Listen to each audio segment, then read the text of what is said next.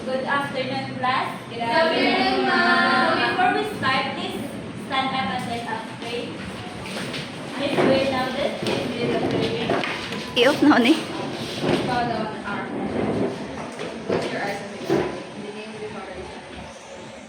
Our Father, who art in heaven, holy is your name. Your will be done.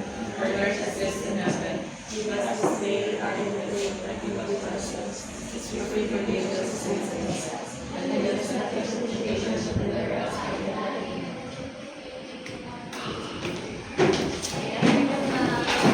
So, good afternoon again. So, this afternoon, we are going to discuss the soil conservation technique and climate smart agriculture. So, before we start, please read our learning objectives. So, then, Lesson, learners will be able to identify different soil conservation techniques, define what climate-smart agriculture is, explain the importance of these practices in protecting the environment and increasing food production. So, thank you. So, let's start by defining what is soil conservation. So, anyone? So, Miss Amaro, please share your idea what is soil conservation. So when we talk about soil conservation, it's manang manang protektahan na to nga ang soil nato ang gamiton pag magtanong ta is napa jud siya nutrients kay para magamit pa ni sa future generation. So, thank you, Ms. Amaro. So, correct si Ms. Amaro, no? Soil conservation is the method that used to protect soil from degradation, erosion, and loss of nutrients to maintain its fertility and productivity. So, usap na yung hitabo kung hindi na ito protektahan ang soil. So, Ms.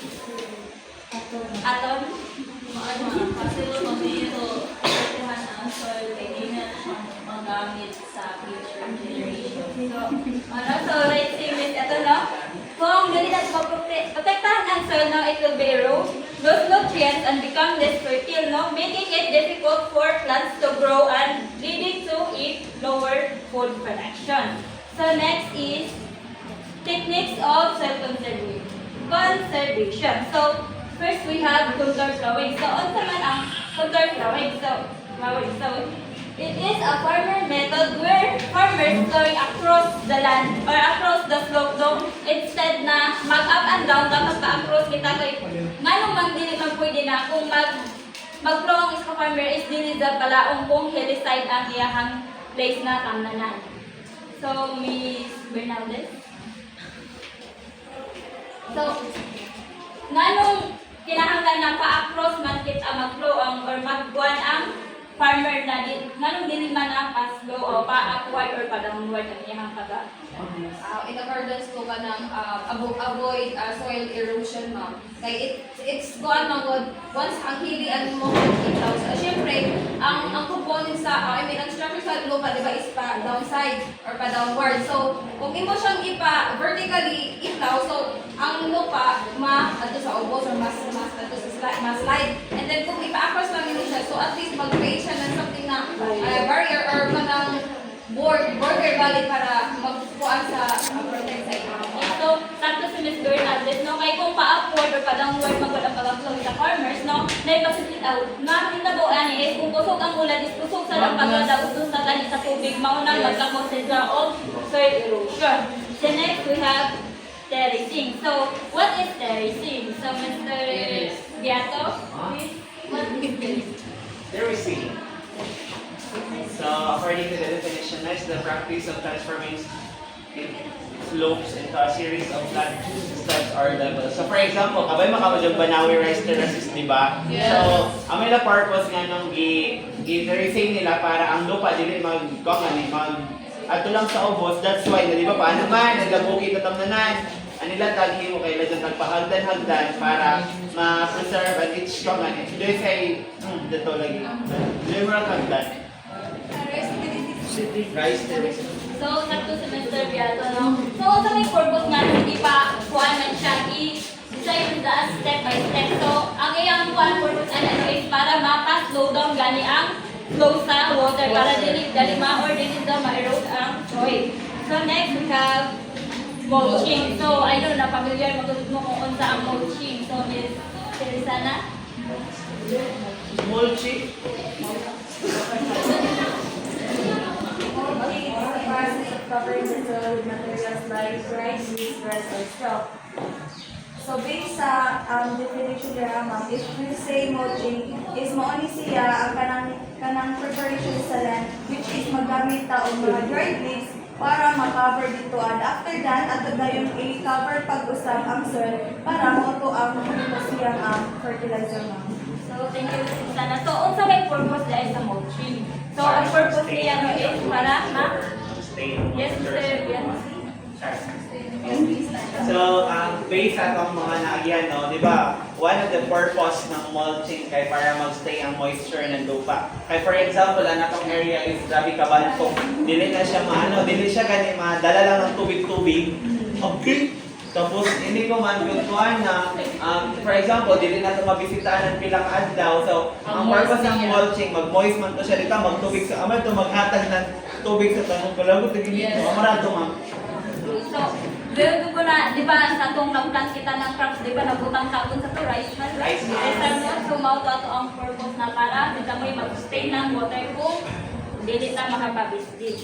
So, next is, wind break. So, maulit dito ka na ang, so it is a row of trees or shrub planted in a specific pattern to reduce the force of strong winds. They are usually planted around farms or fields. So, as mga saan yung mga tanong dito na ay mga trees, no? Ang purpose nila, Ana, is to prevent na ang grabe ganit ka kusog na so, o sa ganda ay, o sa tayo mahitabo kung dili na to kung dili na to sabot nga o wind breaks.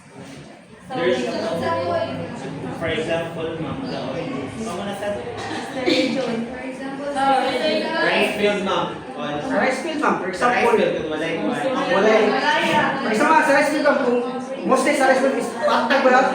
So, kung walang wind breaks is kung malakas yung hangin, there's possibility na tutumba yung palay natin kaya importante yung wind breaks. Pero kaso, dito sa magsusunagan sa atin sa Surigao del Norte, walang ginagawa kasi sabi nila, useless, pabalik ka pa, papadong pa ka, pabalik na ko. Isang example diha is katong hitabo ganit sa atong corn diha di pag yati mo yung bagyo. Yes. So unsay nabali kanang di bali.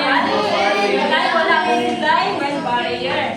So next, let's proceed to climate. So next is climate smart agriculture. So what is climate smart agriculture? Is data is Galen.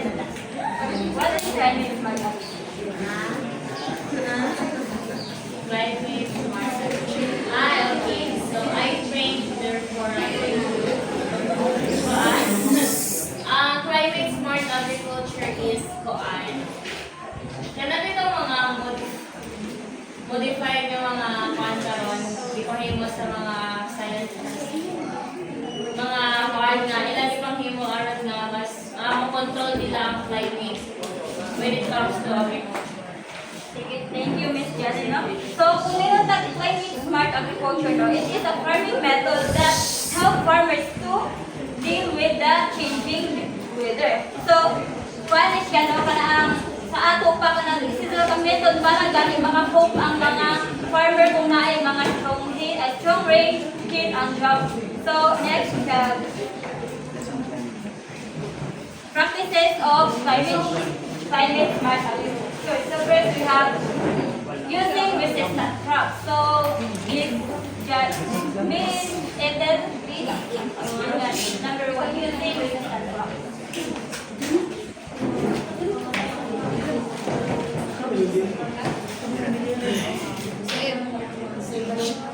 So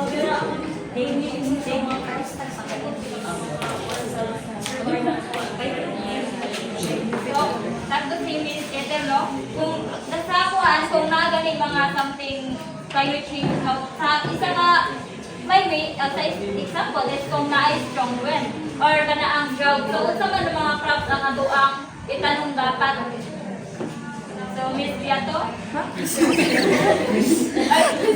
Mr. Sa mga crops ang rainy days, tingnan mo something windy, I mean, Examples. So, corn. Maka-survive man siya yung drought season. Mr. Yato, no? So, ang core most likely to na during sa drought days or sa mga heat days, no? Next is proper irrigation and drainage. So, nga nung importante man nga, isa ang kuan, sa climate smart agriculture ang proper irrigation and drainage kay para dili gani makuan ang dili ba daot gani ang tanong no, ang crops no kay kung wa gud sila proper drainage gani unsa may tanggol Malumos. o di ba makata siya ha. So next is agroforestry. So with the handy, what is agroforestry? Agroforestry is lots of many items. So more on mga trees, more on crops nga giant.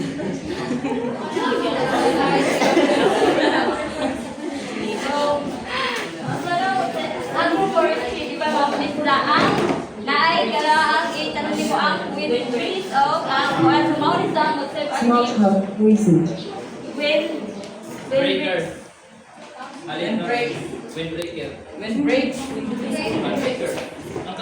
Sa group 1, ang inyong is scenario 1 and group 2 is scenario 3 and doing the instruction. So please read the instruction in chorus. Discuss your answer with your group. Choose one representative to explain. So, na mag-kuan mo, trigger na lang or sabi mo na inyong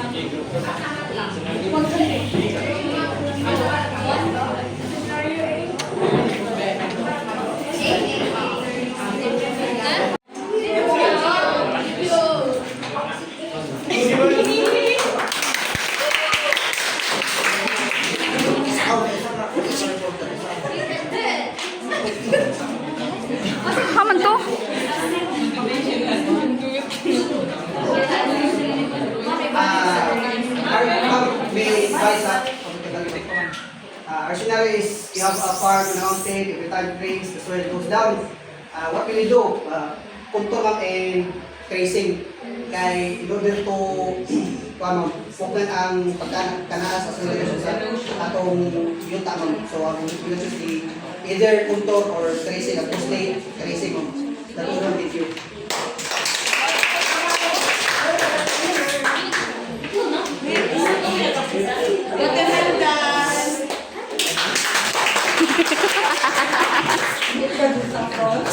Yes.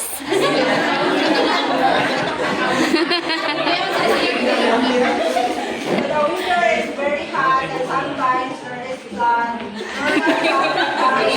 What you are style use sa mga. So sa among katakutan, siyempre, utang ni rice. And then we have to apply the proper irrigation and drainage. Yes. And it's because with too much water, mag-flooding. Too much flooding, mag-crack ang mga soil. So dapat i-manage ang proper irrigation and drainage. And that's all.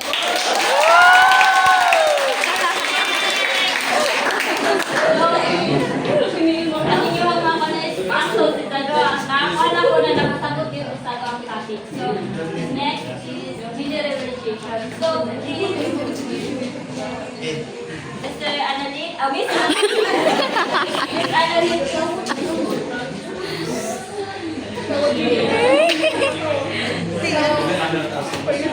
Our topic for today is about climate smart application. I-discuss ko sa mga practices sa proper irrigation and drainage and also sa resistance sa crops and how you will manage the crops para makasurvive ito siya sa weather or sa climate nga mo abot sa Miss Annalyn. So, always remember that healthy soil is healthy future. So, that's all.